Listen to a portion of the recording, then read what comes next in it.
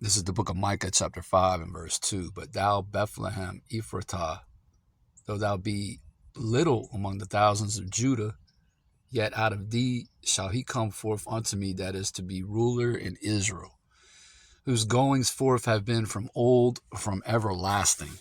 Shalom, all glorification, honor, and praise is due only unto Yahweh, Bahashem Yahweh Shai, Bahashem Rakah HaKodash. Double honors to the apostles of Great Millstone, along with the bishops and elders who rule well. Salutations to the elect, Bath Shadawadah, the house of David.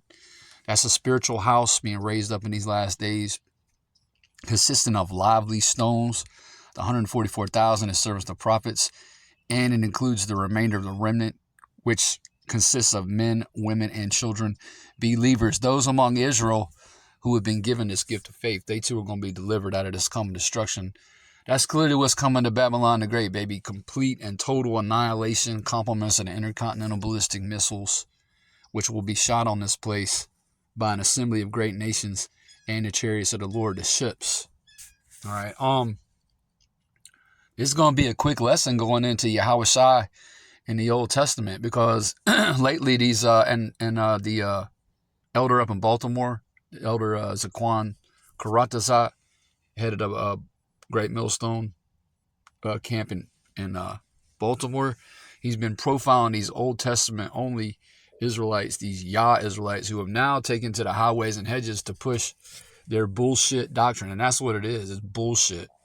All right. And the reason they can't see it, they can't see the Messiah in the Old Testament, even though the scriptures talks about Yahweh Shai, all right, coming in the volume of the book, all right, is because, they got a veil over their eyes, man. That's why. And they're not of the elect. All right. Salakia.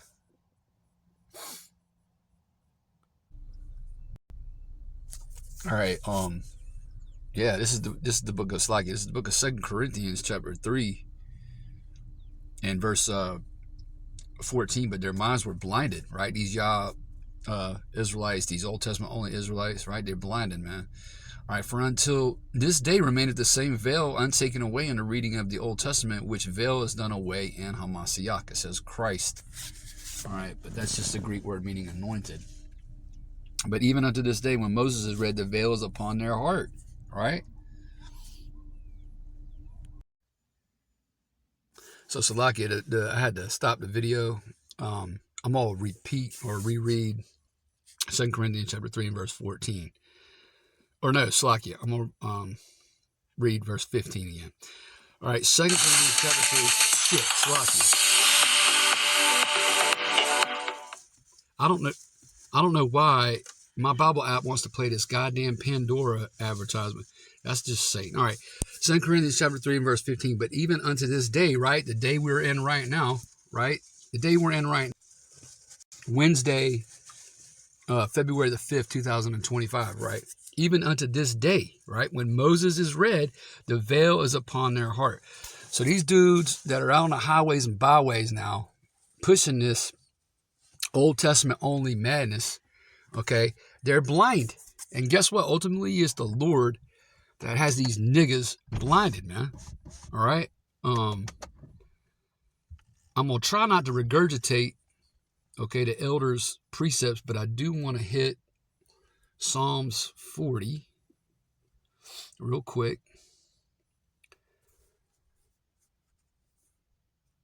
In verse 7. This is a fire chapter, but I'm just going to get right to the point. Psalms chapter 40 verse 7 says, Then said I, Lo, I come, in the volume of the book it is written of me. Right? That's talking about the Messiah. Okay, Yahweh Shai, who the world inwardly refers to as Jesus Christ. He comes in the volume of the book, right? And this is repeated, okay, in the book of Hebrews, okay? Because these ninjas, they deny the New Testament, but all of the New Testament authors, all they were doing was hearkening back to the Old Testament scrolls. They were repeating, all right, what the prophets had written, okay, during their time. All right, well, let me read verse 8. Psalm chapter 40 and verse 8. So like, reads, I delight to do thy will, O my power. Yahweh, yea, thy law is within my heart. Again, this is talking about the Messiah. Now, just to prove the point, we'll go to Hebrews, because we got to go line upon line, precept upon precept, here a little and there a little. That's how you should read the scriptures, all right? It's the book of Hebrews, chapter 1. Let's see. Give me just a second.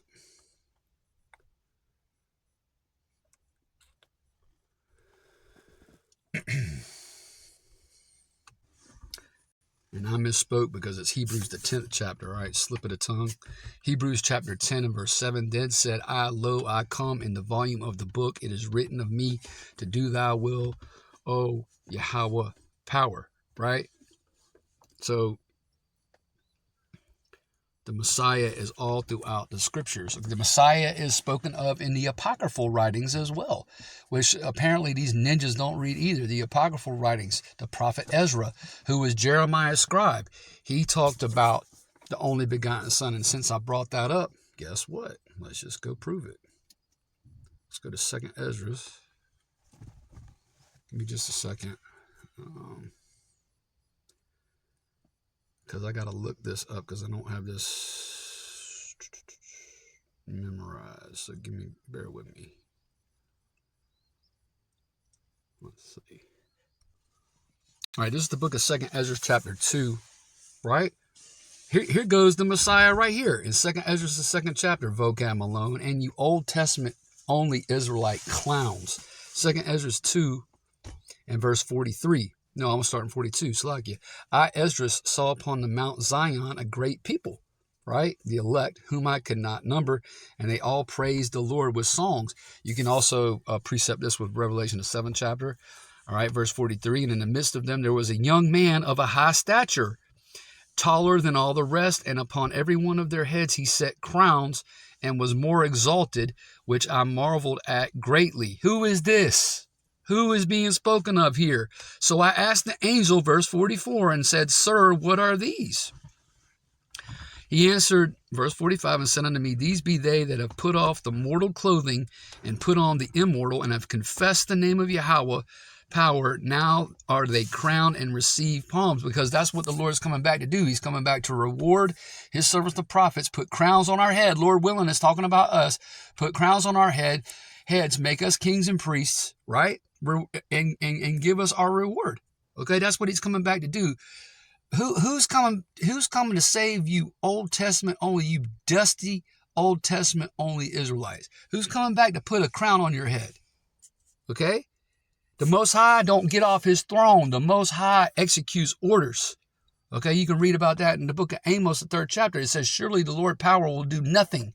All right, but he revealed his secret unto his servants, the prophets. The Most High don't move off that throne. Okay, a king delegates. A king, again, gives orders and commands. All right, it says, I'm going to read this again. No, I'm going to keep going. Verse 46, Then said I unto the angel, What young person is it that crowneth them and giveth them palms in their hands? So he answered and said unto me, verse 47, It is the Son of the Most High, whom they have confessed in the world. Then began I greatly to commend them that stood so stiffly for the name of the Lord. Right? Did you hear that, Bishop Nathaniel? You ain't standing stiffly for Yahweh. You preaching JC. You pushing JC on your congregation. JC ain't coming back to save anybody, man. Yahweh coming back. Okay? And the men of Great Millstone and Great Millstone's affiliates are the ones standing stiffly for the names of the Lord. We ain't gonna stop praising and exalting those names. Okay, because there's salvation ain't found in any other name, man. It's Yahweh Shai. It means he saves. Yahweh Shai means he saves or he delivers. So here goes the Messiah, right? We just read about him being in the volume of this book. You got to include the apocryphal writings. And Ezra, once again, was Jeremiah's scribe. Okay, Ezra's a man of the Lord. All right, let's get a couple more precepts, man. I'm gonna go. You know what? This is one of my favorites. to prove or to disprove your foolishness is Zechariah chapter 9 and verse 9. And it reads, Rejoice greatly, O daughter of Zion. Shout, O daughter of Jerusalem.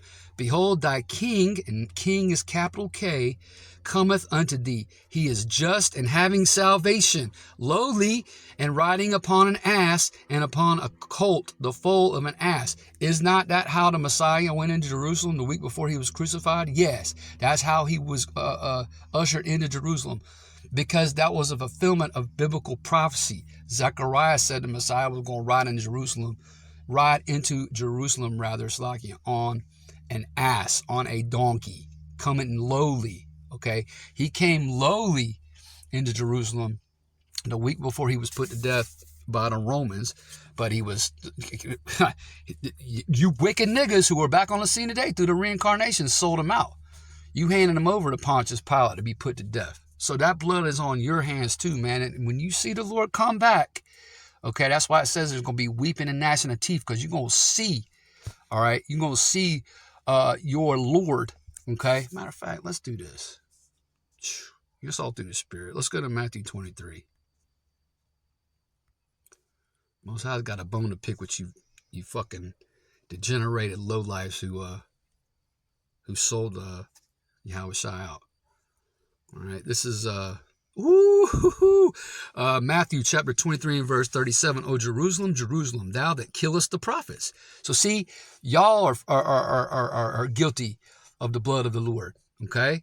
And stonest them which are sent unto thee. How often would I have gathered thy children together? And this is Yahushua speaking. If you have a Bible with red lettering, these words came out of the Messiah's mouth. All right, it says, how often would I have gathered thy children together, even as a hen gathereth her chickens under her wings, and ye would not.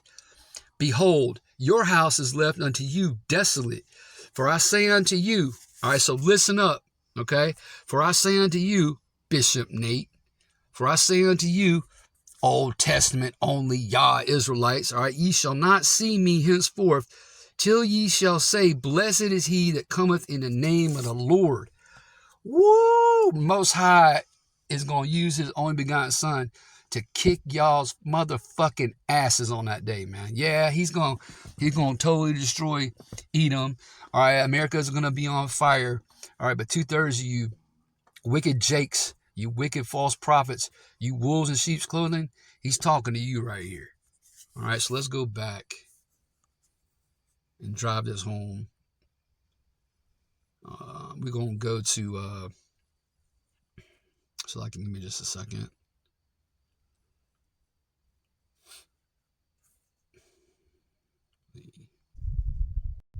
All right, forgive me because I had to look this up. I was a little off. Let's see, Numbers, the 24th chapter, rather. All right. So this is the book of Numbers, chapter 24 and verse 17, getting right to the point. It says, I shall see him, but not now. I shall behold him, but not nigh. There shall come a star, capital S. There shall come a star out of Jacob, and a scepter, capital S, scepter, shall rise out of Israel, and shall smite the corners of Moab, all right, the so-called Chinese, and destroy all the children of Sheth.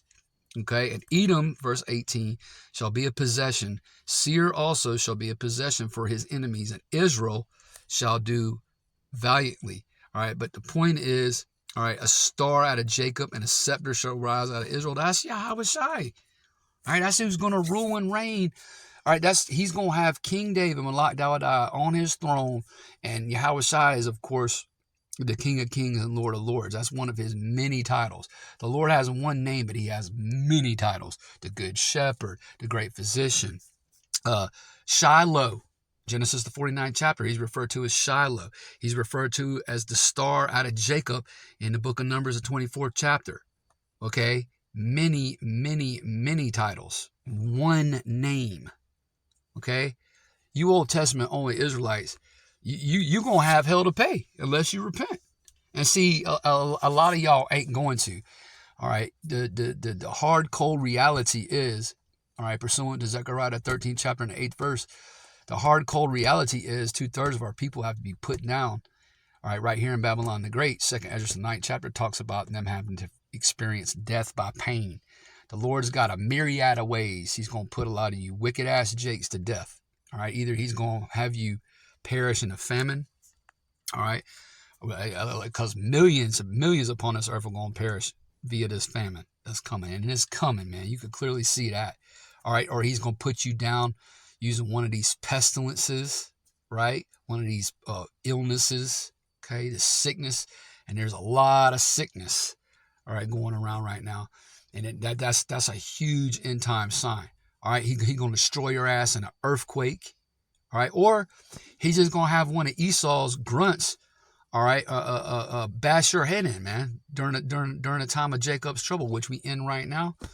All right, he might put you to death in a concentration camp, okay?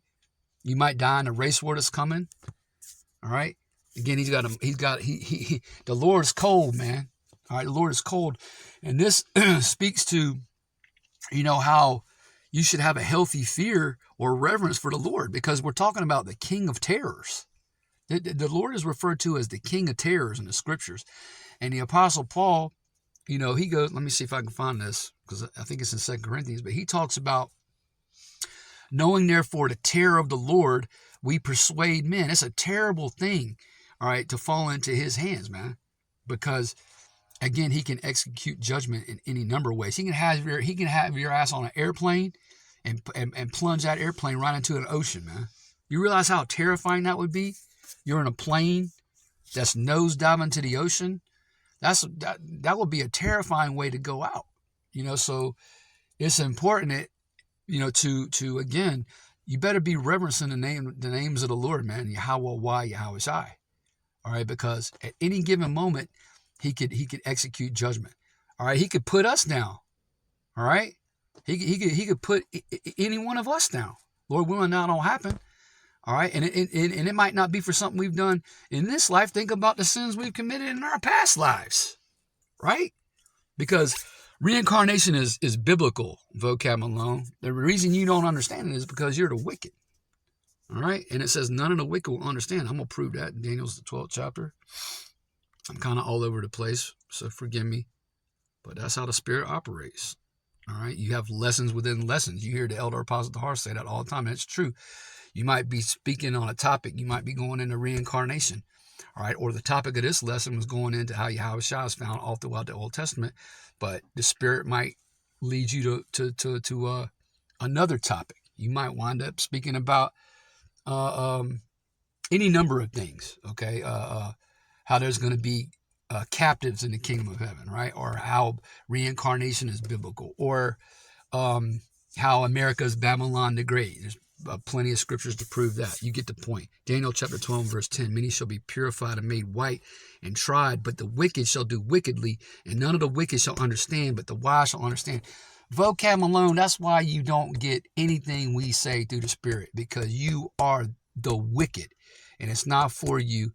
All right, you're an anti-Messiah, okay? Just like these Old Testament only Israelites, y'all are in the same, okay, we could put you in the same category. All right, at the end of the day, you're unbelievers, all right? And it ain't going to go well for an unbeliever on the day of judgment.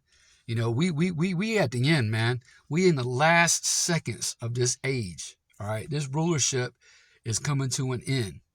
We always go into it, all right, day in and day out. The prophets is prophesying on the highways and byways. Brothers are doing online epistles constantly. All right, 24 hours a day, this truth is being published throughout the four corners of the earth. All right, being pushed, okay, primarily over the internet. All right, which, yes, the internet is in the scriptures. All right, everything is in the scriptures.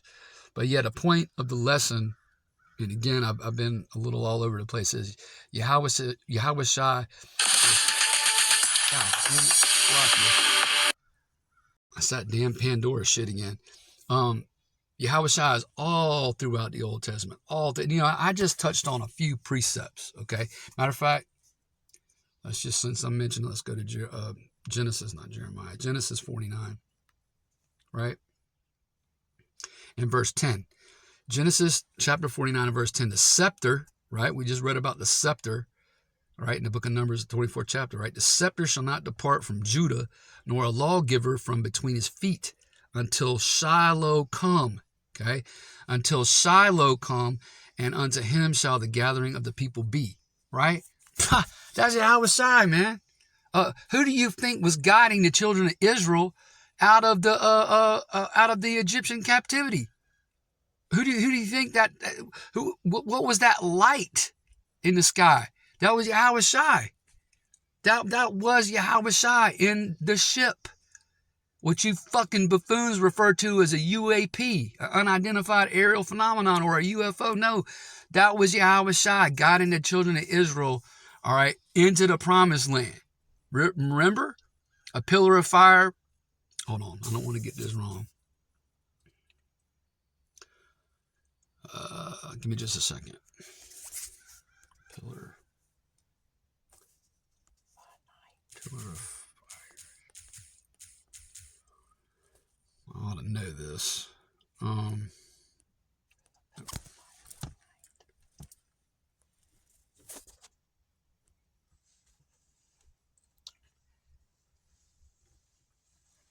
Yeah, okay.